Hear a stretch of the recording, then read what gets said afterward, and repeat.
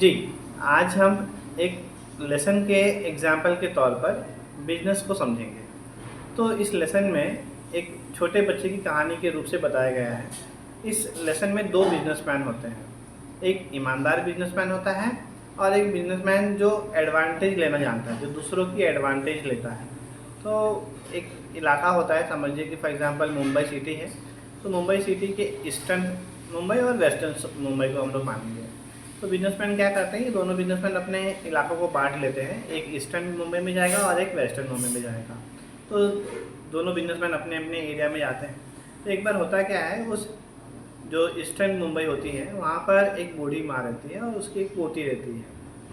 वह अपने लाइफ में थोड़ी स्ट्रगल फॉर्म में रहते हैं। तो वहाँ पे जब ये ग्रीडी मर्चेंट पहुँचता है, जब वहाँ पे पहुँचता है तो वह एक जो उसकी पोती होती है वो बोलती है कि इस बिजनेसमैन से हमें कुछ ख़रीदना चाहिए।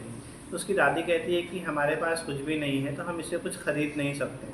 तो फिर वह अपने पोती की जिद पर, उसे घर में एक थाली होती है जिसका कुछ यूज़ नहीं होता है, तो वह सोचती है कि क्यों ना इस थाली के बदले में मैं अपने पोती को कुछ दिला दूँ। तो वह जाती है और उस बर्तन के ढेर से एक थाली निकालती है और अपने पोते को देती है और कहती है कि जा, इससे जो तुझे चाहिए वो ले ले।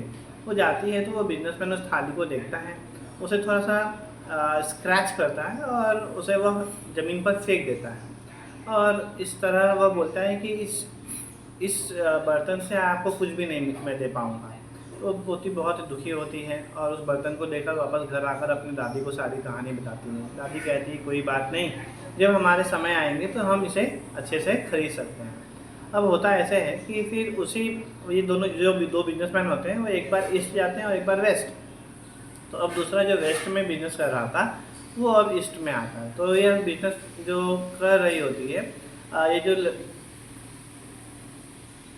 जो बिजनेस जो दूसरा करने के लिए आता है वो भी इस इलाके में आता है, उस एरिया में आता है। तो इस एरिया में आने के बाद वह पूछता है कि क्या मुझे इस चीज़ से कुछ मिल सकता है।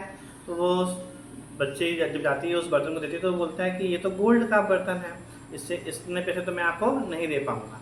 तो वो जो बच्ची रहती है, ठीक है आप मुझे जो दे पाएंगे उतना ही दे दीजिए। तो वह जो बिजनेसमैन होता है वो बोलते हैं कि नहीं, चलिए आप कहाँ से आए हो। तो वो दादी के पास जाती हैं और दादी से बोलती हैं कि आपके इस बर्तन का बहुत सारा पैसा मिल सकता है जो कि आज मैं आपको अफोर्ड नहीं कर सकता, तो मैं इतने पैसे कल लेकर आऊँगा और आपको ये दे दूँगी। तो वो दादी बोलती है कि ठीक है, आपके ईमानदारी से हमें अच्छा लगा और आप इस बर्तन को लेके जाइए और कल आप हमें इसका जो भी होगा वो वर्थ हमें दे दीजिए, प्राइस दे दीजिए।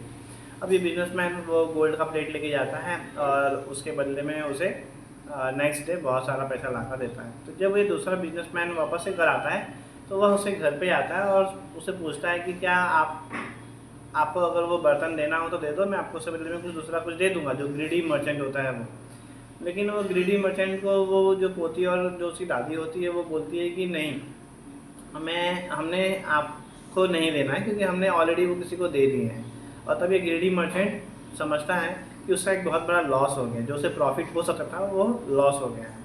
तो इस चीज़ से, इस कहानी के रूप से हम ये समझ पाते हैं कि हमें बिजनेस में ज़्यादा ग्रीड करने से क्या होगा, लॉस ही होगा। आपने सुना होगा अक्सर कि जो लोग पैसे ज़्यादा कहीं पे इन्वेस्ट कर देते हैं या शेयर मार्केट में लगा देते हैं, तो ज़्यादा ग्रीड की वजह से हमेशा लॉस ही होगा। तो पहली बात तो हम इस लेसन से समझते हैं कि हमें बिजनेस में ज़्यादा ग्रीड नहीं करना चाहिए। दूसरा, कभी भी किसी के बैड टाइम्स का एडवांटेज नहीं उठाना चाहिए। अगर हम किसी के बैड टाइम्स का एडवांटेज उठाएंगे तो एक दिन हम खुद ही उस चीज़ को लॉस कर बैठेंगे। और तीसरा चीज़ ये है कि हमें अपने ऑनेस्टी से जो हम अर्न कर सकते हैं उससे हमारी प्रॉफिटेबिलिटी बढ़ जाती है और हमारे आसपास के जो कंज्यूमर्स होते हैं वो हम पे बहुत ज़्यादा लॉयल हो जाते हैं।